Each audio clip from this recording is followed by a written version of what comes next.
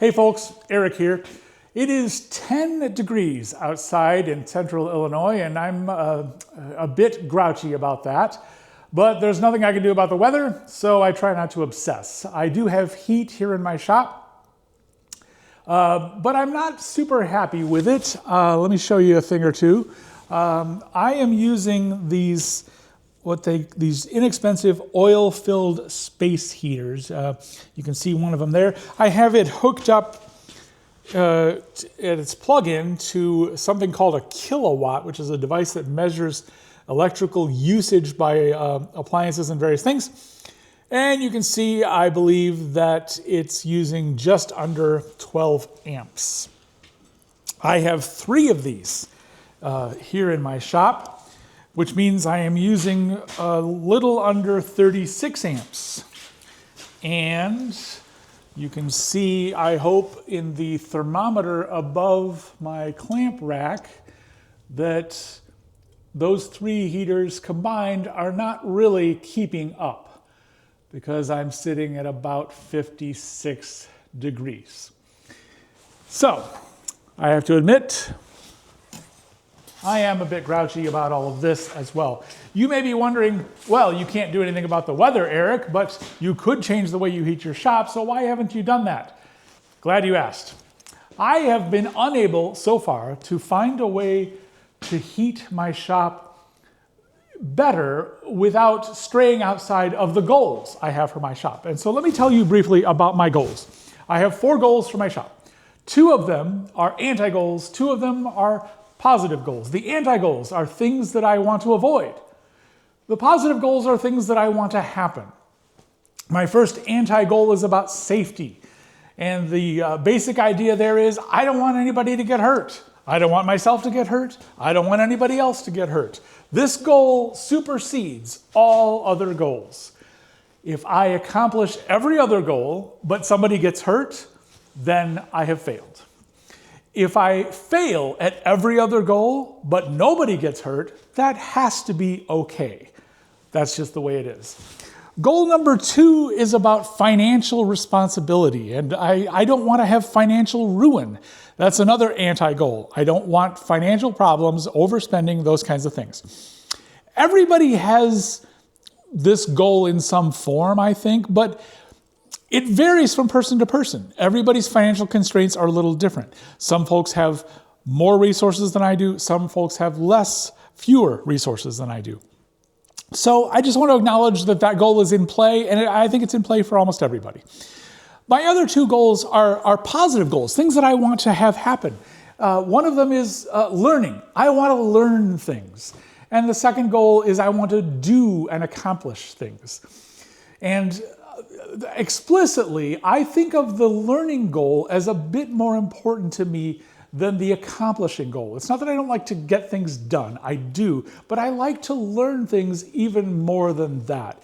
That learning experience is really maybe the biggest thing that drives me, draws me into the shop. And so, in the context of these 4 goals, so far, I am stuck with the heating solution I have. And I'd like to explain why these goals blocked me from doing better. So let's step over to the even colder part of my shop, which is why I'm wearing a coat and hat. Pardon the mess. You weren't supposed to see this, but might as well just be real, I suppose, eh? So I'm going to step over here through this door to the uninsulated side of my shop building so that I can show you my propane tank. Or rather, since I am too grouchy to step out into the cold wind today and show you the actual propane tank, instead I'm showing you the wall, and the propane tank is right on the other side of this wall. And the fact is, it seems obvious to me that my propane tank, which is out there to power our backup generator to keep our basement dry, seems obvious that that propane tank should also be supplying heat to my shop. It's big enough to accommodate that. Why isn't it heating my shop? So I called our propane guy and I asked him, hey, can you hook up propane to my shop with that tank that you put in? And he said, sure, what am I hooking it up to? I said, I'm not sure yet. I just want some flexibility. Could you just run propane to the barn and then set it up like an electrical outlet so that I can plug things into it like I do with electricity? And so I can change my mind about what I want to plug into it later. He said, no, I can't do that. I said, sir, I don't want to be argumentative, but I like to know how things work. Could you explain why you can't do that? And he said, sure. Any solution that would allow you to plug things in and out would require an O-ring. And eventually that O-ring will fail, and when it does, you'll have a gas leak and things will explode. And so we're not allowed to do that. And when he gave me that explanation, I sort of understood a little bit. A light bulb went off for me, because although I don't know a lot about these kinds of things, I know a little bit about O-rings from working on my tractor, which is right here. This is my tractor. It is a John Deere 3 Series, and I came over here partly so that I could show you the front hydraulics.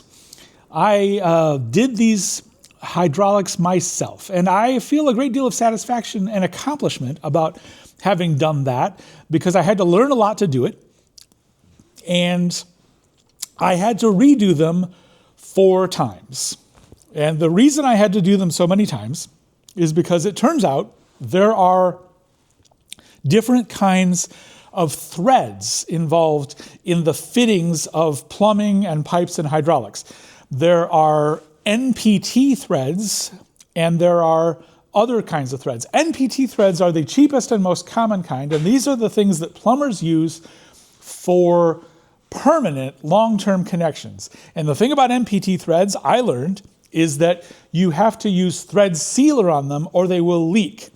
And the reason why I did this 4 times is that my first 3, I used NPT threads, and I couldn't get the sealer quite right, and things kept leaking.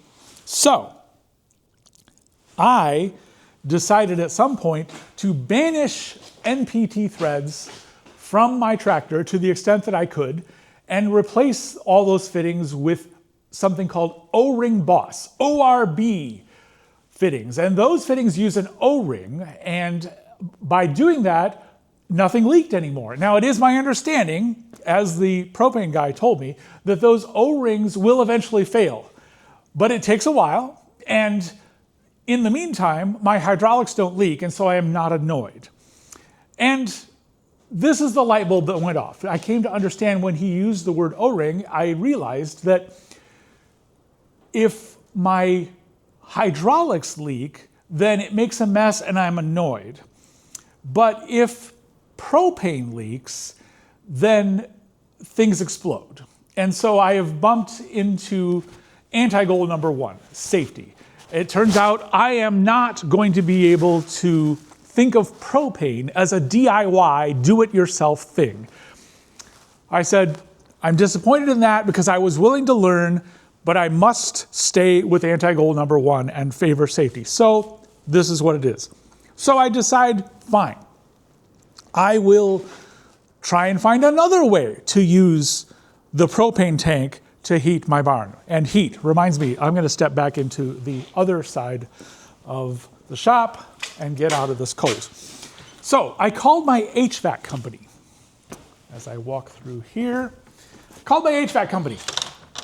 And I asked them, hey, I have this barn. Could you come and take a look at what it would take to just put in some really simple heating so that my wood shop can be heated with propane instead of using space heaters? They said, sure. They came out and they looked and they took some measurements and they looked it all over and they said, no problem, we can do this for you.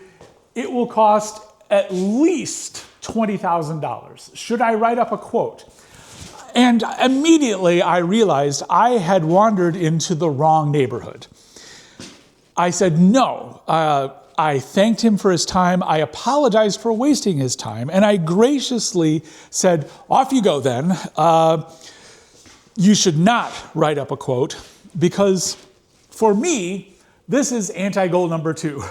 It just would not make sense for me to spend $20,000 to heat this shop, especially when I have a solution that is more or less functional. So, within the constraints of my goals, I'm stuck here where I am. I was willing to learn a lot of things about HVAC and plumbing and propane, but I couldn't get around anti-goal number 1.